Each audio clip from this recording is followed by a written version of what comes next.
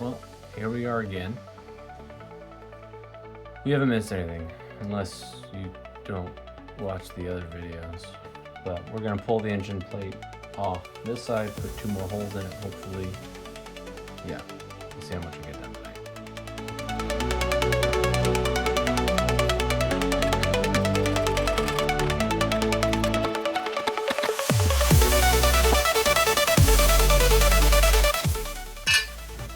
By the way, if you're gonna buy temporary bolts, it'd be good if they were approximately the right size. Yeah, here's what it is. But you know, think outside the box. You'll find a way.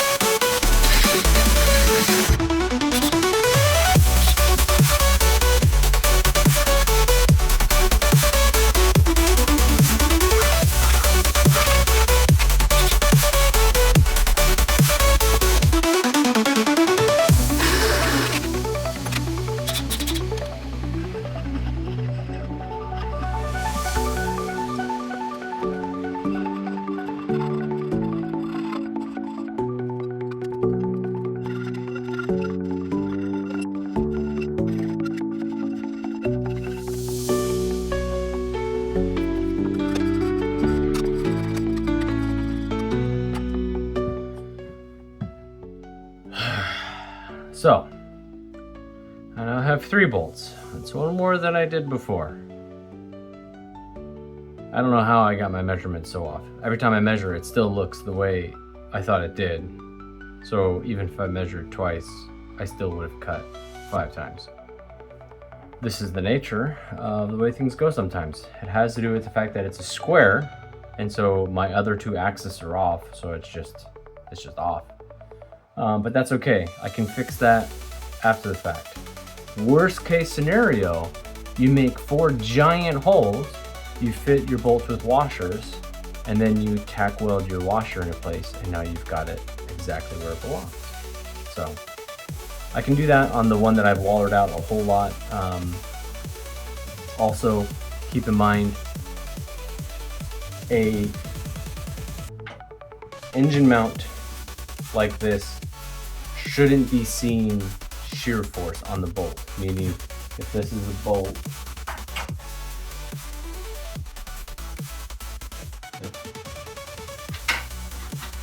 if this is the bolt, there shouldn't be force this direction on the plane.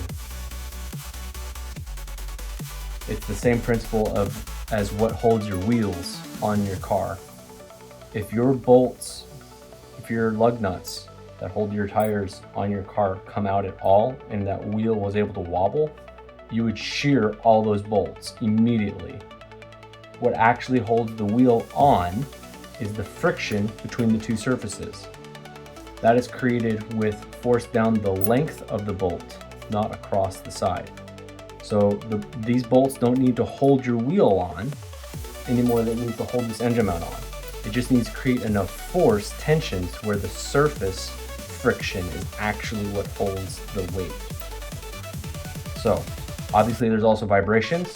So some side-to-side forces go into the whole thing wanting to rock, but that's not going to be the weight of the engine trying to shear the bolt. So it's okay if it's a little bit loose. It doesn't have to be perfect. So I'm going to try a different method, which is actually how I did the other one, which is basically just eyeballing it. I'm going to try to get above the bolt and mark a vertical plane, and then I'll try to get horizontal and mark that plane as well with the Sharpie. So That worked fine with the other one. I didn't have nearly as much struggle with the other one. Here I thought I was going to be fancy and use a measuring tape and actually get measurements. And my measurements are accurate. It's being square that apparently I couldn't figure out how to do. So let me get this one marked up. We'll drill a 4th hole and see if we're even in the ballpark.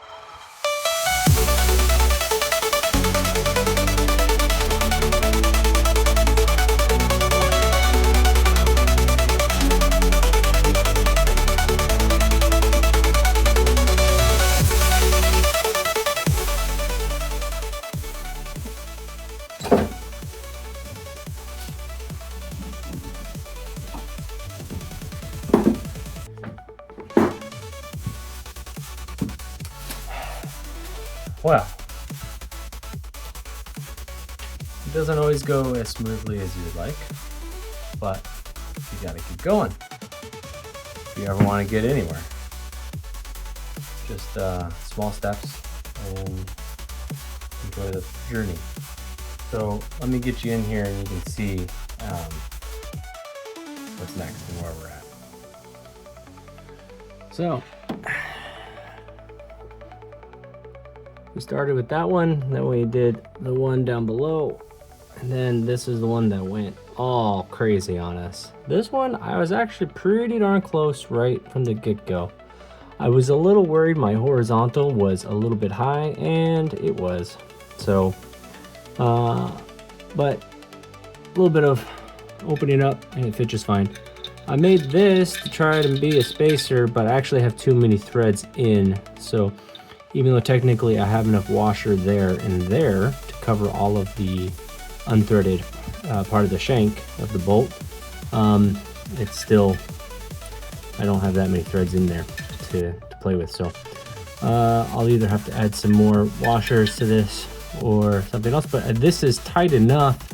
I think what I'll do next time I'm out here in the garage is I'll sneak in here with the welder and just tack this guy back here into place. And then everything else can kind of then locate around that. Everything else is in, so I know everything else works.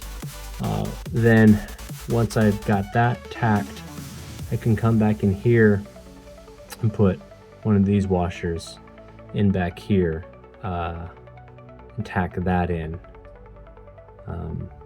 because of how messed up this hole is now, which is, like I said, it's okay. It's metal, you know, you got a welder. It's like glue stick for metal. So, you know, you fix any mistake that you got, right? And that does it for tonight. So, I think that was about probably hour and a half, 2 hours worth of work to make a couple of holes. That's okay. There's not a bolt-in kit for this engine, and even if there was, I'd still be fighting and struggling getting things in there because nothing ever fits the way you want to the first time. So keep our chin up and keep moving forward, and yeah, keep jamming.